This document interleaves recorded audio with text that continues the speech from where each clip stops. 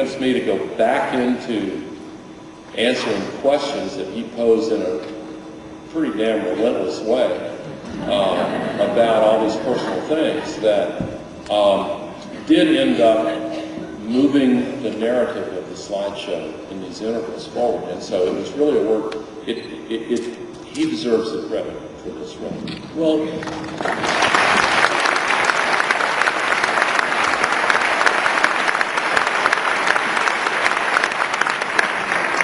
Davis, in that respect, did you find it, or did you look at the slideshow as a strength in the production, and that there's already a structure there, and you just need to flesh up the bones? Or did you find it as a particular challenge bringing that slideshow to life? I mean, I know that Al was just addressing that, but from your point of view, how did you view this as a movie? Well, that's a good question, and after I saw Al's slideshow, I just said, we have to make it. Lawrence and Laurie and Scott and I just said, how are we going to do this? Not only are we going to make it, but we're going to make it in time for Sundance, which was less than 6 months. And for those of you who are filmmakers, the last documentary I made took 2.5 years. And we went to the Jeff Skoll participant who gave us the money right away. And I said, I'm going to make this film in 5.5 months. And they said, you're crazy. But I knew the only way we could do it, and I knew, is that Al had figured it out. I'm going back to my original answer, which is and whenever we tried to sort of cut certain sections or adjust certain sections, it became more and more clear how careful how Al has constructed the slideshow. You know, pieces here pay off here. You can't accept this without knowing the logic of that. And that is there, and it was there from the very beginning. What's most impressive about that is it only took me 30 years. You had 6 months.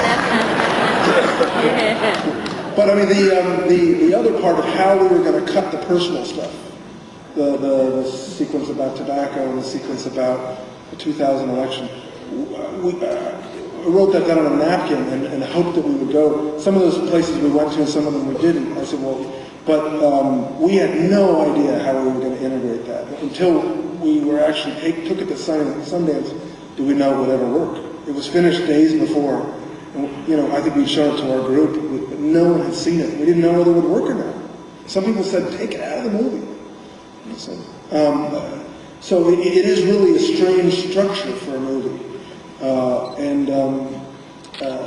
But I actually like how it weaves science and very, very personal. And I think when they work, they really work.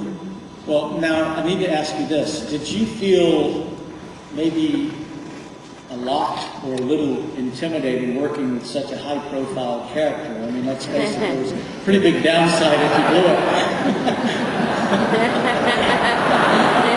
Not to suggest that you would, of course.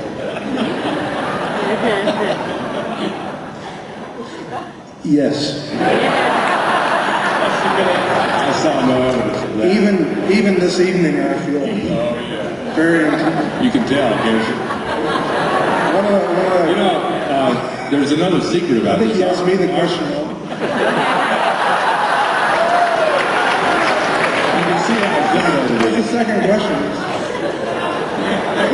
Our fathers were friends, and when we first met, we had something really special to use as the foundation for our friendship, and you know, that counts for a lot. Our fathers really liked him. Well, now let me take that a step farther, because as I understand it, your father made the campaign film for your father.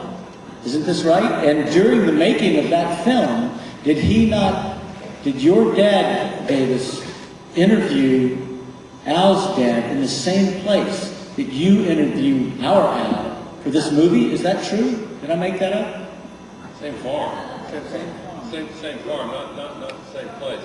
My father. Well, I call a farm a place. How's that? We'll go general here. Yeah. I mean, that's pretty amazing, isn't it? I mean, that your dad interviewed Al's dad in the same place that you interviewed Al for another movie?